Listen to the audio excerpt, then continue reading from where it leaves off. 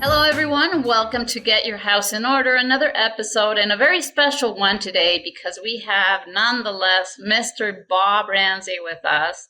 And today we're going to talk about once you've had the chance to get your house in order, what does that mean and what can you do with it?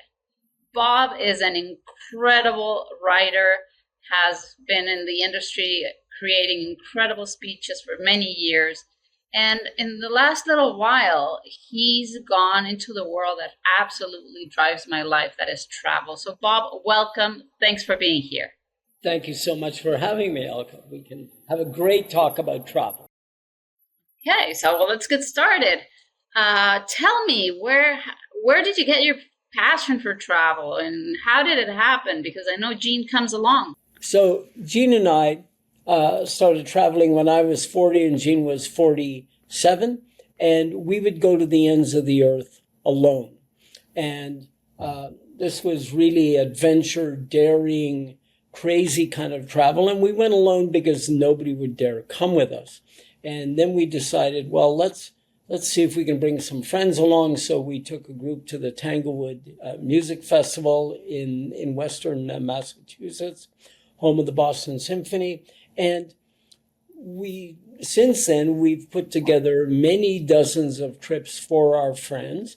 And as I say, we do group travel for people who don't do group travel. And part of the fun of that is the mix of people who are there. And many of them sort of sign up very much kind of saying, well, I'll see what this is all about. And then they meet extraordinary people during the trip. One of the things we've learned over, I would say seriously, 30 years, is that you have to have certain things to even come on these trips. And in a way, you have to meet certain criteria to make travel a very big part of your life. You can travel if you don't meet these criteria, but you can't sort of embrace travel as a way of life. So you need time. And that means you can't be in mid-career as a professional and sort of going off and doing a lot of travel. You need money. Because travel, especially these days, is expensive and getting more so, okay?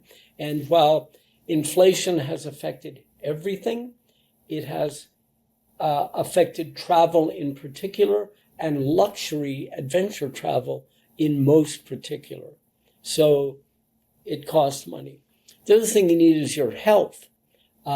You need to be, especially, whether you're going to Venice or you're going to a volcano, you have to make sure that you can do the trip, and that if something goes terribly wrong and the world is a risky place, you'll be okay. Right? So those are kind of the criteria. We Canadians tend to be more reticent, more conservative about getting out in the world and traveling than lots of other people.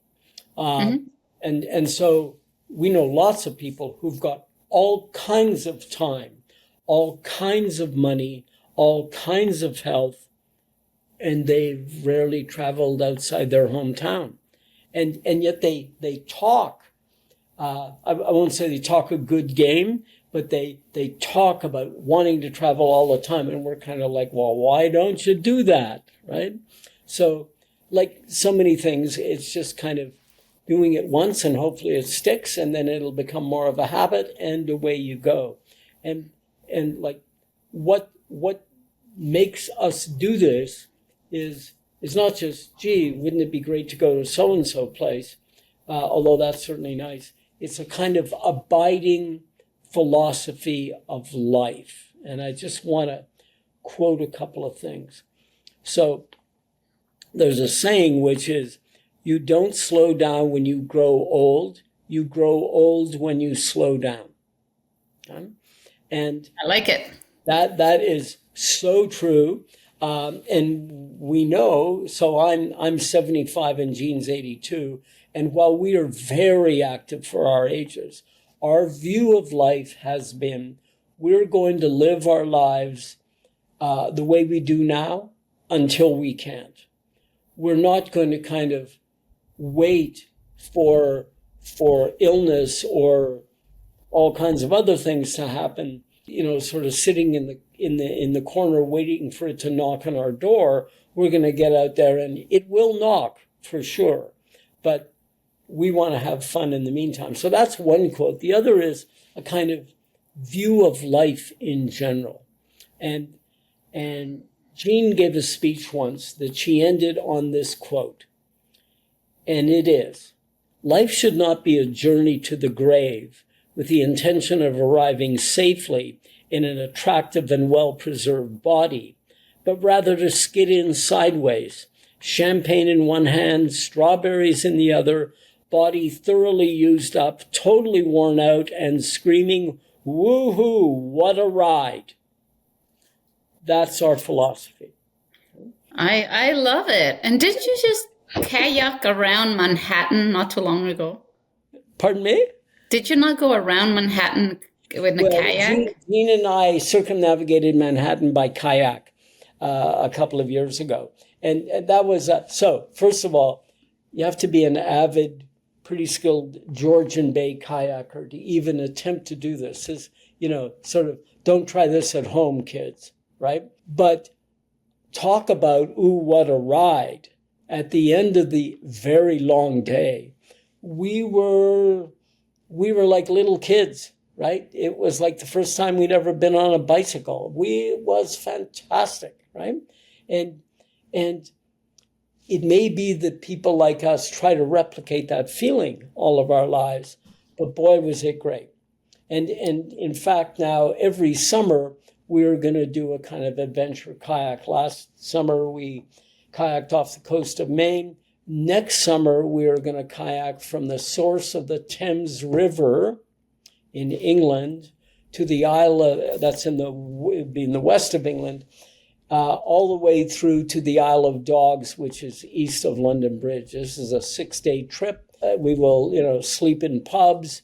We'll tie our boats along the way, and that's what we'll do. So I keep hearing a young Bob born all over again. I can't help but wonder, what was little Bob like? What were you when you were 8? Well, I was very active, very energetic, very athletic. I was a real jock when I was in, junior high and high school. There was an interesting event that happened that now speaks to all kinds of things. And this is the classic thing where your mom and dad did something with you and it was interesting and you had no idea what a profound effect it would have in your life. So when I was 9 years old, the Canadian rock group Lighthouse performed with the Edmonton Symphony. I'm from Edmonton. Mm-hmm. And my father took me to that concert because he was deeply into classical music and he thought, wow, rock and classic together. And we saw this concert and it was fantastic. I was just completely amazed. And we got home and we were raving about it to my mother. And it turns out that Calgary has an auditorium exactly like Edmonton, and that Lighthouse and the Calgary Philharmonic were performing the next night in Calgary, exactly the same concert.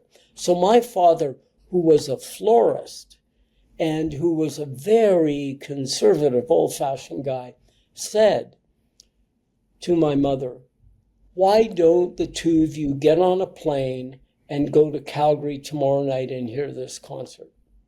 And I mean, it was amazing, right? But that sort of instilled in me, and we were a family where we didn't sit around and talk about important things. Why would you do that when you can talk about frivolous things or remain silent, right? Yeah. So he kind of instilled this lesson in me that if you want to get out there and do things, you may want to travel to do them. So when Jean and I were running marathons, we did destination marathons. We didn't do the Toronto Marathon. Why would you run up and down Yonge Street. What's the good of doing that when you can run up and down Fifth Avenue in New York, right? Let's do that. That's much more fun. So that's what we do. And you've lived 3,000 years in under 80. You wrote a book, and although I had known you for, I don't know, 4 or 5 years at that time, when I read that book, my jaw dropped. Tell me about your book. Well, so during COVID, my wife, Jean, who's a physician, and she's also a maid doctor providing medical assistance in dying, we fled to our cottage on Georgian Bay, and we each wrote a book. And she wrote a book called The Last Doctor about being a maid doctor. And I wrote my memoir called Love or Die Trying about my crazy life until I met Jean. So I was, at age 40, I was a full-fledged cocaine addict, smiling on the outside, literally dying on the inside. And I went for treatment in the U.S. and came back, and pure fluke, met Jean. And we decided that we would hike half the Appalachian Trail. The Appalachian Trail runs from Georgia to Maine. It's 2,100 miles, so we took one summer off and hiked 1,000 miles of it. And then we decided that we were in such astounding shape that we would take up marathon running, which we did. And in the middle of all this, in 2011, I discovered that I needed very serious open heart surgery. And I had that open heart surgery, and it was the classic case of the operation was a success, but the patient died, because 2 days after the surgery, I died. My heart stopped. Luckily, I was in the post-surgical unit of the Monk Cardiac Center in Toronto. But dying will really kind of focus your life, believe me. And, you know, I was 60 at the time, and I was super fit. And, you know, you kind of go through in your head, you say, you know, people die, but that's not me, because only old people die. People who are out of shape, not people who are athletic and, you know, comparatively young. So that kind of changed my mind about myself. And whatever tendencies I had to rush out and grab life by the throat and shake it were in fact intensified, because I literally knew that every day could be my last. Jean and I, in many ways, we are similar. She is right now up in Norman Wells because she decided that in Norman Wells in the Northwest Territories, because she decided that in addition to being a maid doctor, she wanted to be a high Arctic fly-in doctor, which she does 10 weeks a year. And this is because she wants a life of intense purpose, which she's carved out for herself. And it's interesting because during COVID, I think we tried to retire for 3 hours. That's how long it lasted. And we kind of looked at each other and said, this is ridiculous. We can't do this. And we had been told by many, many financial people, you're fine. You're fine. You don't need to do all this crazy work stuff. But we know we're the kind of people who just can't stop. And rather than trying to change that at our old age or view it as a flaw, I think we view it as okay, we just can't stop. We'll be doing something until the very second when we're not able to do anything. And so let's just fashion our lives that way. So that's what we do. That's phenomenal. But you and Jean have always been open about finances and keeping your house in order in general, and money has never been a taboo. Where did you get that from? Was it your parents that taught you that? What is it, Jean's second lifetime education, post-mortem education? Well, I think for Jean, it was getting divorced from her husband and having to sell their home, because this was in the days of the 18% mortgages. And she went to an accountant who said, look, you are sinking fast and you don't even know it, right? So that's what happened with her. With me, I've been incredibly lucky in the people I've met. And my business manager has been the same person for 46 years. And she has seen me through thick and thin and thick and thin. But also what did it was when I was addicted to cocaine, I lost my house. I had to declare bankruptcy. I lost everything. And when that happens, you either say to yourself, I've got to, because again, in our family, nobody talked about money, right? It was just kind of assumed that there was money, but I wouldn't be able to tell you where it came from, right? Or how we really spent it. I think it was at that point in my life that I said, I've got to be able to talk about money, and I've got to talk to Jean about money, because we really are kind of one financial unit. I mean, she makes money in a completely different way from what I do. So that's where we are. And I mean, to your point, and maybe the point of these podcasts is, I don't think you can really fully embrace whatever you really want to do, whether it's travel or go and get another degree or play the violin or whatever, until you've cleaned up the rest of your life. You can do it because we all tend to be high performance people, so we can function at a high level while there's chaos all around us. But to really do it, to really get the benefits of doing it, it's best not to have to worry constantly about every little thing, right? It's just much better. The way it is. Yeah.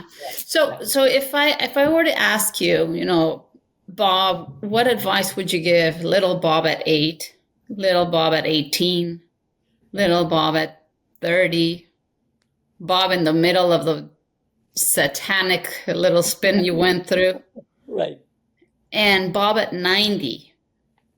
What would you say? Well, it would be very different things. And I gave a talk last week to a group of women between 50 and 85, and they were all, you could just tell by what they wore that these were women of means. And one of the things I said to them is, you may want to think about rewriting your story, the story you've told yourself all your life to cope with and to open doors with and whatever. Now that you may be a certain age, you may want to look on that again and just see how true it is, because it may not be serving your purposes. And my story was, I was the little guy from Edmonton, the son of the flower shop owner, who got sent off to boarding school in the East. And because I was smart, I was athletic, I got into an Ivy League university, and then all these things happened. And both COVID, Black Lives Matter, our 50th reunion at college, all of these things, this would be 20, 21, 22, taught me that story is incorrect. My story was I was always the outsider, and I always had my nose pressed against the glass where the real party was going on. Okay, that was my view of myself. Well, anybody who knows me, Elke, will know that is a false story, right? That I, in fact, came from an incredibly privileged background, and that I was, maybe not financially, but in every other way, I was born on third base, right? And this kind of hardscrabble victim tale was not really working anymore. So to your question about what is your story in your 20s and 30s and 40s, a great friend of mine went back to his college reunion, his 50th reunion. And one of the exercises they did at the reunion was write one sentence per decade of who you are and who you were, and, submit it to your friends over dinner. And I thought, wow, that would be an amazing exercise, because I would suspect. So it was interesting because with my college 50th reunion, we're now in our 70s, and most of us are retired, don't work. And all of that competition and ambition and sort of jockeying for a position, it's gone. Right. Yeah. And in my 45th, it wasn't gone. In my 50th, it was gone. Right? So it was interesting how that changed. That's fabulous. And when you had to reinvent yourself, how much was it driven by circumstance? How much was it driven by determination? I mean, you still remain in the world of writing and creative writing, but what changed other than the cocaine? So I can tell you, because during the first days of lockdown in COVID, we were up at our cottage, and Jean immediately switched, as did every doctor in the Western world, to telemedicine. Right? Yeah. They just kept on doing that. I lost 100% of my clients. So I would be writing for corporations. I would be teaching writing. I would be hosting live events. It was all live, right? All of that completely disappeared, right? And I sat there and I thought, I've lost 100% of my income, right? Jean is fine. And so I think I sat on the couch for 2 or 3 days. And in our family, there are no marks given for feeling sorry for yourself for longer than an hour, right? Yeah. And so up I went and I started to write a blog. And it was just, we are in this crazy time and here's what I feel. And I sent it out 3 times a week and I started to make money from it. And some of the clients started coming back online. And by the time COVID was over, I was in the weekly blog business in a big way, which I still am. So but I remember those days you were scared. It was confusing. It really was. It really was. And back then, even though it's only 4 years ago, I could never say back then that I would never have to work, right? That was not true then, right? So. And with Jean's kids, do you guys talk about money? Do you talk about succession, or is that something that we're not there yet? We're halfway to the cup of coffee across the dining room table at the cottage. But what's interesting is Jean's kids are very close with each other.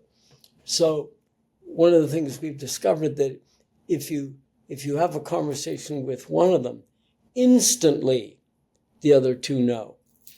Okay? And they not only know, you get their feedback through the one you've told, right? So it's like every family, it's sort of dysfunctional, but in its own unique way, right?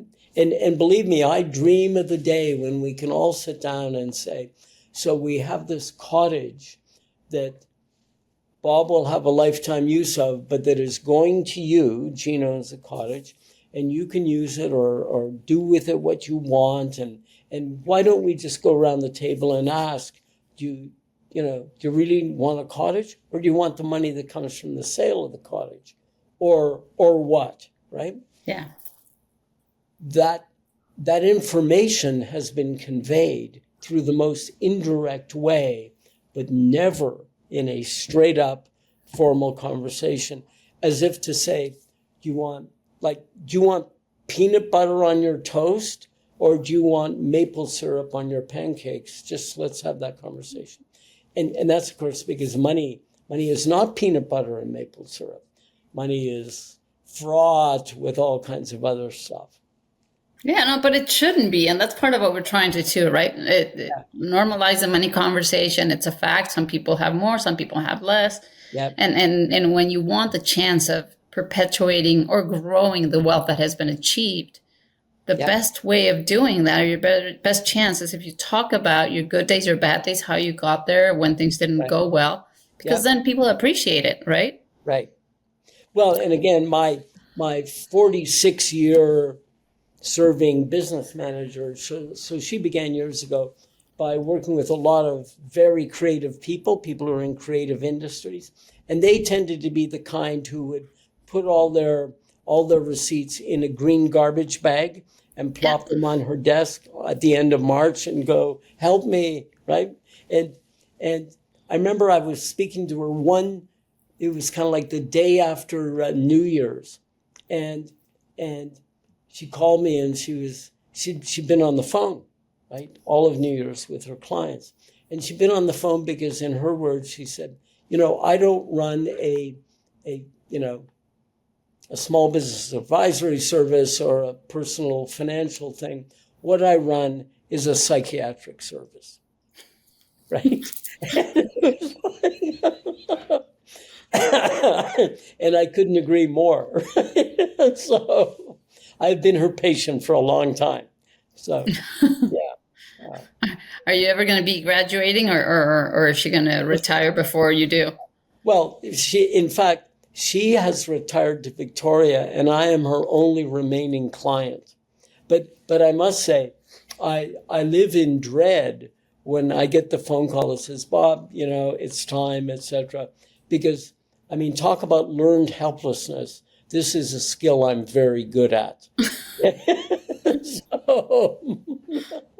So you can't fire her, and she can't fire herself. Is that what I'm hearing? Right. Not allowed. You are not allowed. We've been. We are kind of like the old married couple, right? She's your work wife. Yeah, she's my. Does she yell at you? Well, no. Well, it's interesting. She used to yell at me for kind of the same bad habits over and over again, even though she'd yelled at me 6 months before and whatever. And then at some point, and it may have been coming out of COVID, I noticed that there was no more yelling, but my behavior hadn't changed, right? So I think she's just kind of resigned. She gave up on you. Yeah. She's like, sure, Bob, okay. Why would I yell at you? It has no effect, right? So, yeah. Oh, boy. What are the next adventures Bob has on his calendar? What's next? What's your biggest dream? Well, next week we are going skiing with the grandkids, the 8 and 10-year-old grandkids, north of Kelowna for the third year running with their parents, which will be fantastic. We are going to Angela Hewitt's Trasimeno Festival in Italy in the summer, taking 26 friends. She's the famous classical pianist. We're going to a bike trip and a literary festival in Greece in October. And that's what we're doing. And that's 2025. Yeah.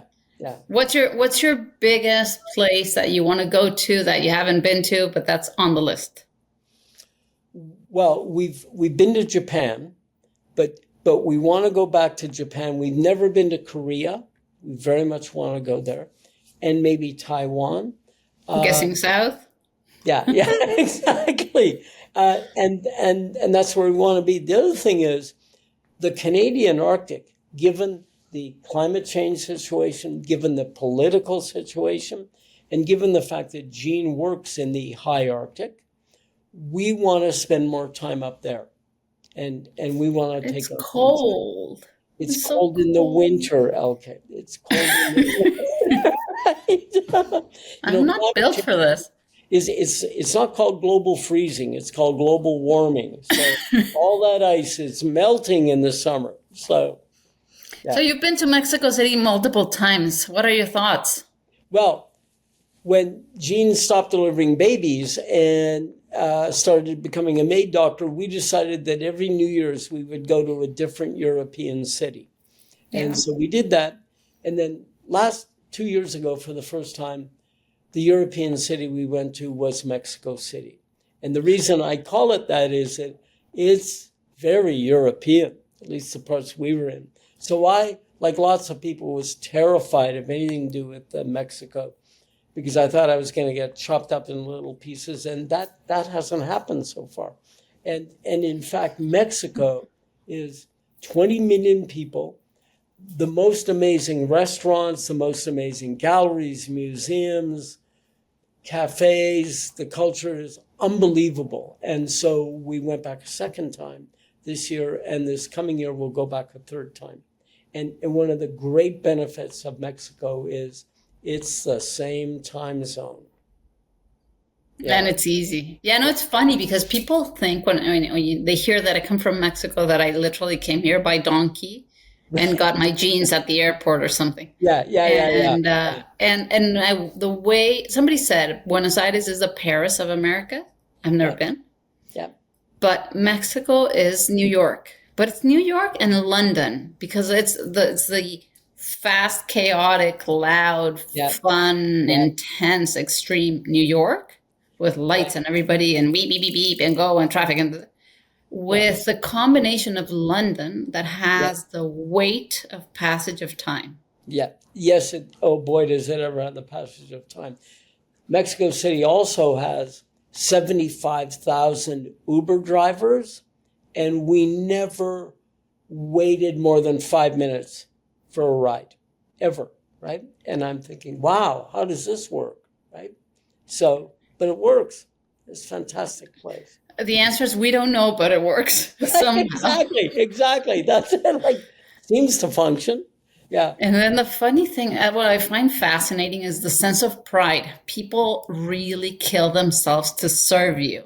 Right. And help. Yep. And it's, and I mean, it was perfectly safe. We also spent a week in Oaxaca. Yep. The south. So Oaxaca, 200,000 people, Mexico City, 20 million. Oaxaca is completely wonderful as well in a completely different way, right?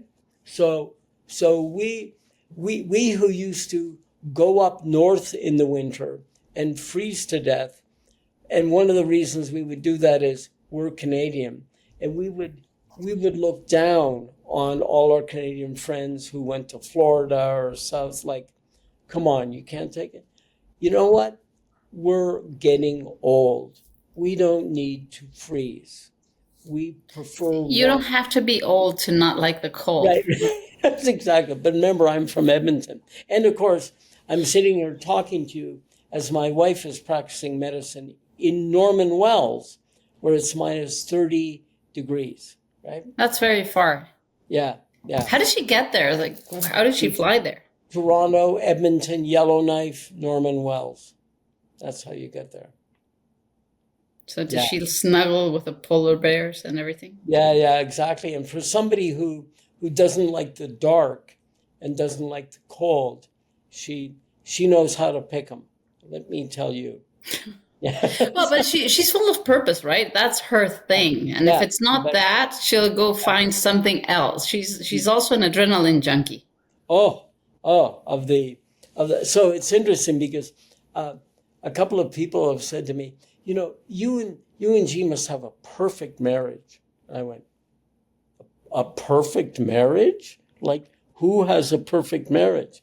And I said, we have a deeply connected, deeply happy marriage, but there are times when it feels like nuclear deterrence, right? So, and I'm going to guess that you're the one that says, yes, honey. That's right. In the end, right now, I will put up a good fight because I'm that guy. But because she's not here. That's right. Because I know that I will lose this fight. Right? But I'm not going to just sort of say, yeah, okay, fine. I mean, that's never good enough. Right. And are you following politics? You've been politically involved. Are you following politics, or do we talk about religion instead?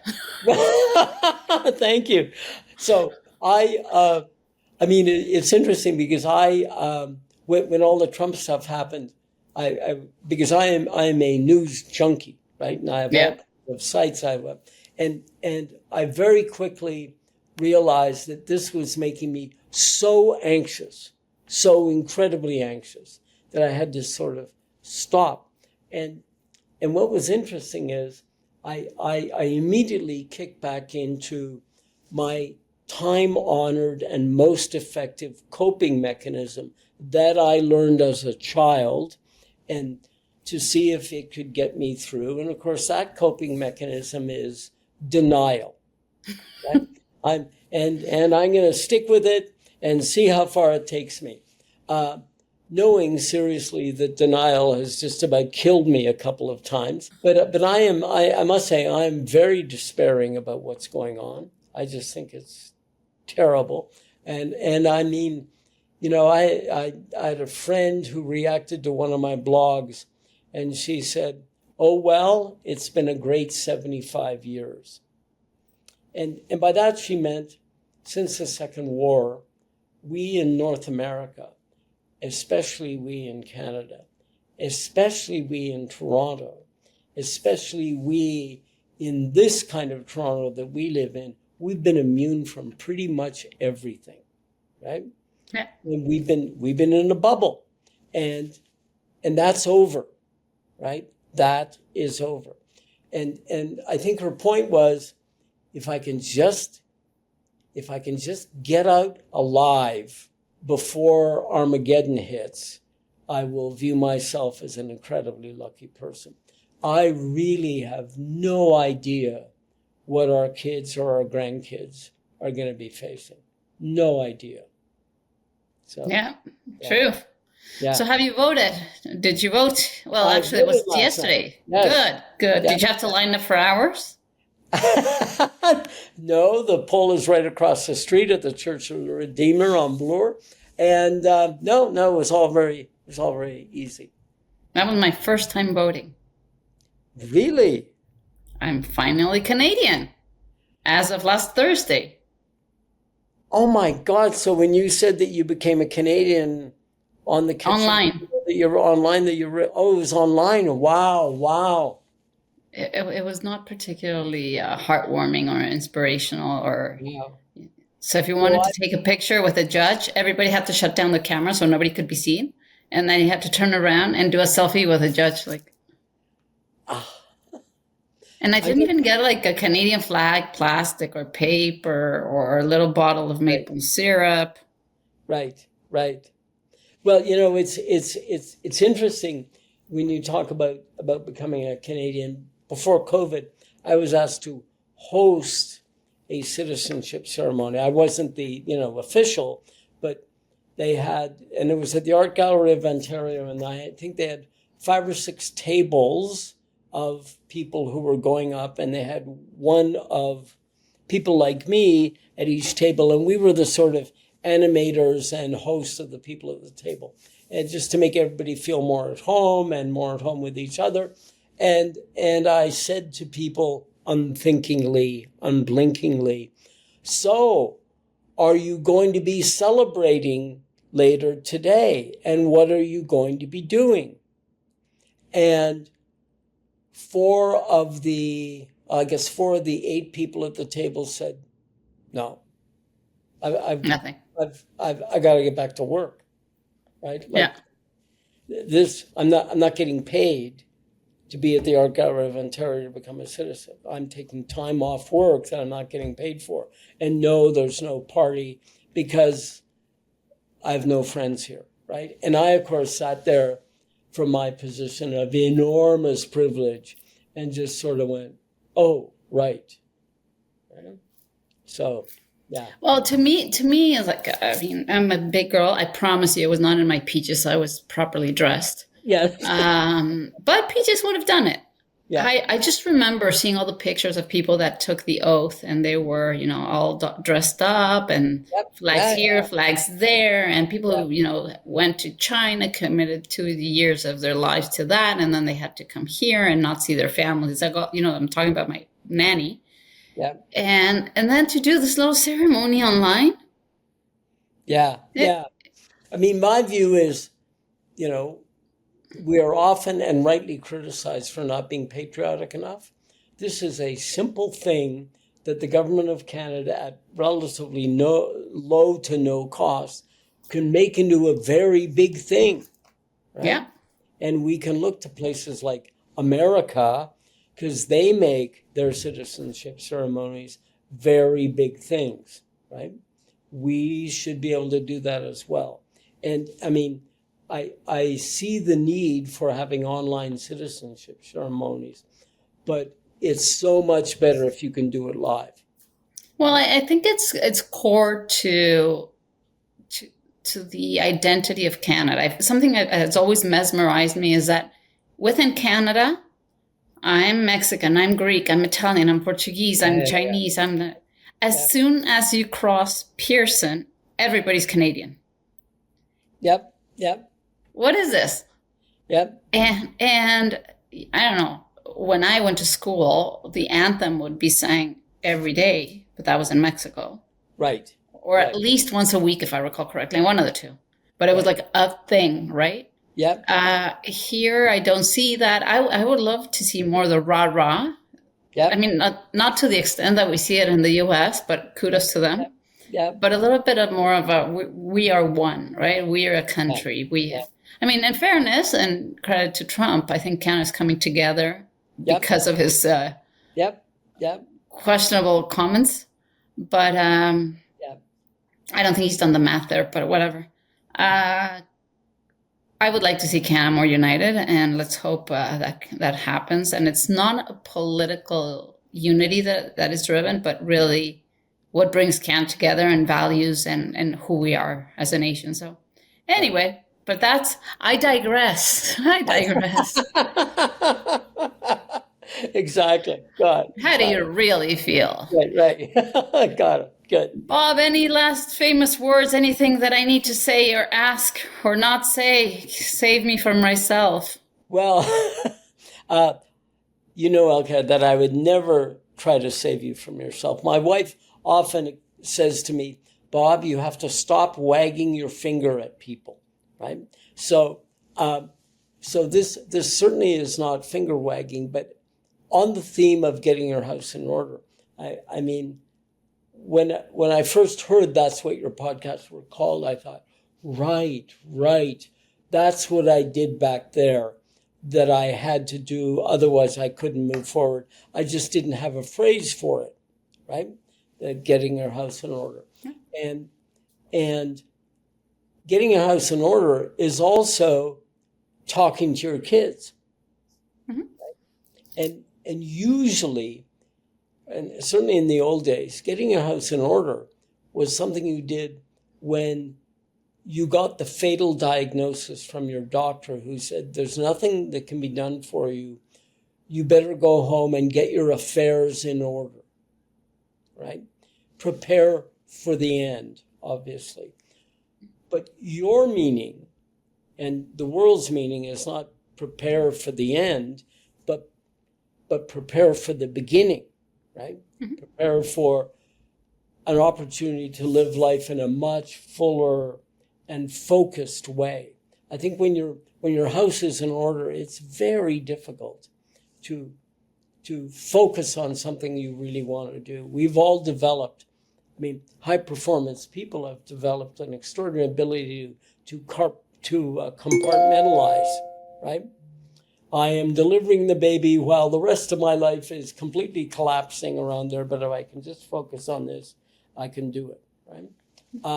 That serves you well, but there are times when it just doesn't serve you well anymore. So. No, and in fairness, it takes time. And I'm a big believer that if you could do it alone, you would have done it already. So it takes a team, takes a village. You need to find birds of your feathers. It's... particularly in the world we live in with high performers, high income earners, ambitious careers, successful people, and so on. What do they have? They have the means, but they don't have the time. And what happens is, like with a house, you start accumulating stuff. And it's important to sit down, and only you can do it. Like, you need to take responsibility and sit down and say, okay, do I still use this pot?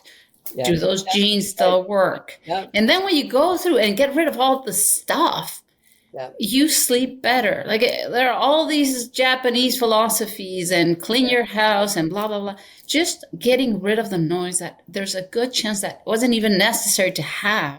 Right. You sleep better. Right. And even the most organized of estates is problematic to go through. Yep. Now, if you have your estate plus the mess that is around your estate, whether it's $5 or $5 trillion, you want your family to know where it came from, where it is, where it's going, what the potential is, what the expectations are, that you've done your best with what you had, a little, a lot, whatever it is. But you're also preparing. People spend a lot of time accumulating wealth, Yep. but very little time training for proper stewardship of wealth. Right. How many times do I hear, well, Johnny's going to burn through this because he doesn't know what to do with money? Well, have you ever talked to him about money? Have you ever told him or her the story? Yep. No. How did you learn? Well, they're going to have to learn on their own. Or you can talk to them and maybe, I'm not saying avoid mistakes. Mistakes will be made. Mm-hmm. But at least, why should they start from square one the way you started? Why don't you make your ceiling their base? Yep. And prepare them. And now, at least, you've done your part. If they choose to make poor decisions, well, it's a free country. Yep. I don't know what else to tell you. But at least you did your part, right? Right. Yep. So, yeah, so that's what we're trying to do. Have a proper estate plan, be tax efficient, have the right type of insurance, make sure that you need what you have what you need. And particularly when it comes to asset accumulation, investments, is understand what you're doing. Right. Stop doing that sounds right, and off we go. Because everybody's busy and we do a lot of it sounds right at the time, but then things change. And changing opinions or directions is perfectly human, but you have to take responsibility. Yep. So we're here to help, but people need to be willing and ready. So that's our little mission. And then once that's clear, people can make decisions. And for me, it's travel. I think my next career will be working for some kind of airline, as long as the planes don't crash.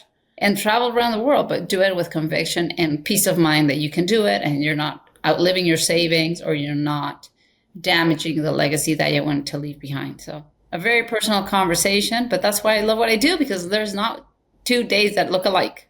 Exactly. Wonderful. So this has been terrific. And you and I have known each other for longer than 4 years, actually, for about 5 or 6. And more yeah. And life has been pretty intense along the way, but the ongoing miracle is that we're both sitting here talking to each other. So and we still talk to each other, which is great. That's good. Yeah, exactly. That's good. Well, they got rid of our diner, but we'll come up with another place to exchange terrific ideas. Bob, thank you so much. Have a great weekend. Say hi to Jean, and let me know when your next Ramsay talks or dinners or whatever it is. I'll put that information in the box under the podcast, and so people can contact you. I know you're still writing for companies and executives, speeches, and all sorts of stuff, and they're really good. So I'll make sure that everybody can contact you. Thank you so much. Thank you so much. Okay.